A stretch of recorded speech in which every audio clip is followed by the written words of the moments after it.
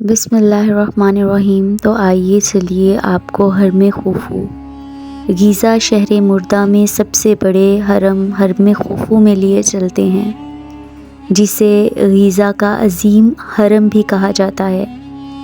یہ حرم اہرامات گیزہ کے 3 بڑے اہرام میں سب سے قدیم اور بڑا ہے۔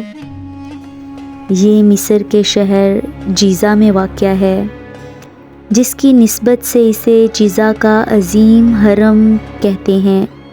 یہ قدیم دنیا کے 7 عجائبات عالم میں سب سے قدیم ہے اور یہ ابھی تک اپنی اصلی حالت برقرار رکھے ہوئے ہے۔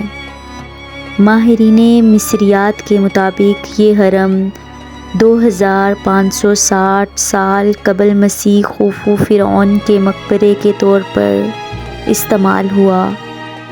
3800 سال سے اس کا شمار دنیا کی بلند ترین عمارتوں میں ہوتا تھا۔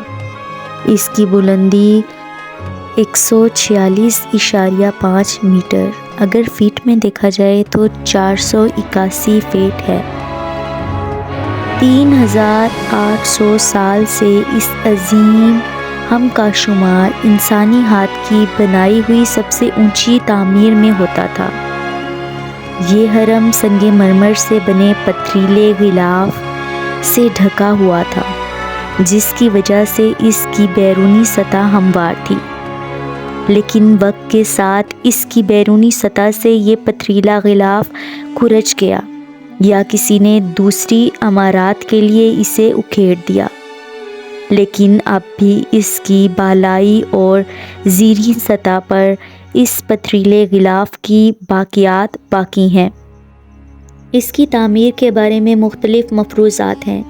کچھ لوگوں کے خیال میں اس کی تعمیر بڑے بڑے پتھروں کو پتھروں کی کان سے کاٹ کر اور تراش کر اور مختلف مقامات سے اسے کھینچ کر کی گئی ہے۔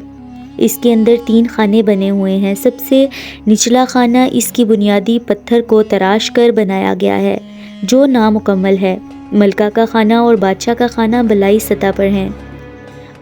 عمارات گیزہ کا اہم حصہ عمارات کا وہ سلسلہ ہے جس میں 2 معابد مردہ ہیں، جو خوفو بادشاہ کے اعزاز میں بنائے گئے ہیں۔ ان میں سے ایک حرم کے نزدیک اور دوسرا دریائے نیل کے نزدیک ہے۔